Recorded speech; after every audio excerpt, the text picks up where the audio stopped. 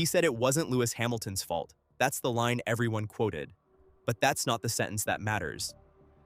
Fred Vasseur didn't just defend his driver after the Belgian Grand Prix. He explained, in his own words, exactly why Ferrari chose silence over safety in the 5 seconds that mattered most. And if you listen to what he actually said, instead of what the headlines pulled from it, you'll understand why that fine was never really about the money. Here's what you've probably already seen. Lewis Hamilton picked up a 5-second penalty for a first-lap clash with George Russell at Les Combes. The stewards handed it down, the internet argued about it for a day, and everyone moved on to the next incident. The one nobody was talking about, because it happened in the pit lane under a virtual safety car, in front of live cameras. Hamilton served his penalty during a pit stop. Ferrari changed all 4 tires. The green light came on, and as the car pulled away, it knocked over one of the mechanics. He was fine. That part isn't in question. But the reason he was standing where he was, at the exact moment the car moved, is the part Vasseur had to explain. And the explanation tells you more about how Ferrari operates than any strategy call all season. Keep that detail in mind, because it comes back in a way you won't expect. If you want the stories the paddock explains quietly, after the cameras stop rolling, and not the sanitized version in the press release, subscribe right now and drop a comment telling me which country you're watching from, because the second half of this story hits differently depending on how your home broadcaster covered it.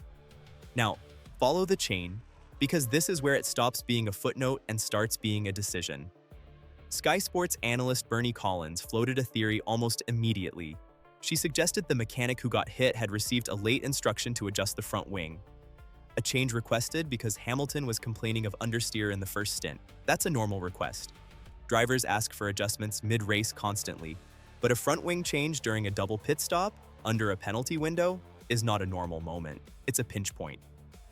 Every second counts, every mechanic has a job, and any confusion at that speed becomes a collision waiting to happen.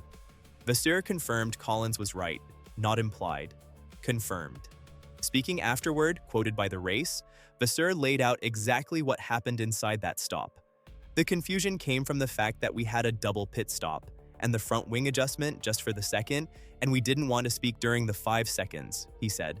Read that again, slowly, because there's a decision buried inside it. Ferrari knew the front wing adjustment created risk. They knew mechanics needed clear information to execute it safely, and they chose not to communicate it. Not because they forgot, but because talking during the penalty window carried its own danger. If we start to speak, the mechanics could have jumped on the car, Vasseur explained. It's not the mistake of Lewis. There it is, the sentence everyone quoted, but notice what it actually protects. It's not really a statement about blame. It's a justification for a choice. The choice to prioritize the clean execution of a 5-second penalty over giving mechanics full information about a wing change happening in real time.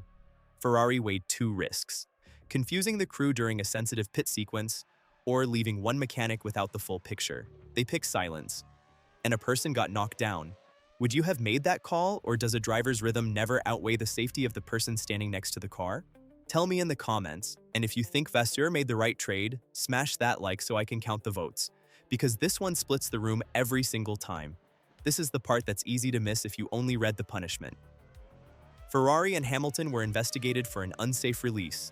They walked away with a financial penalty, €30,000, 10,000 of it suspended, instead of a sporting one. No time penalty, no grid drop.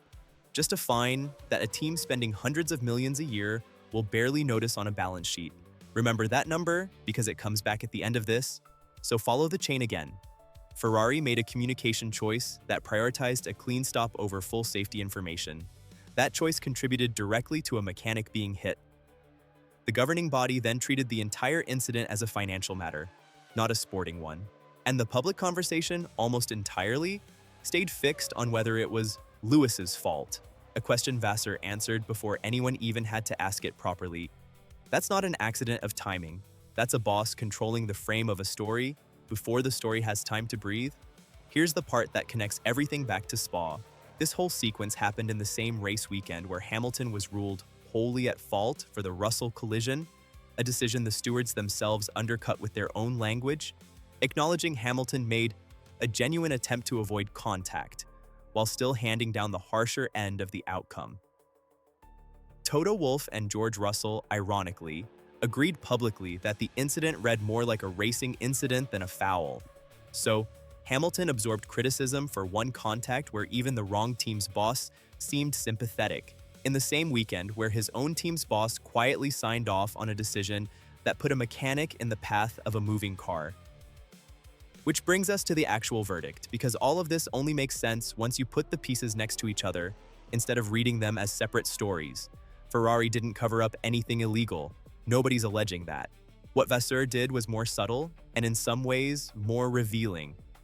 He gave a technical explanation in calm, procedural language for a decision that put speed and rhythm ahead of a full safety briefing for his own crew.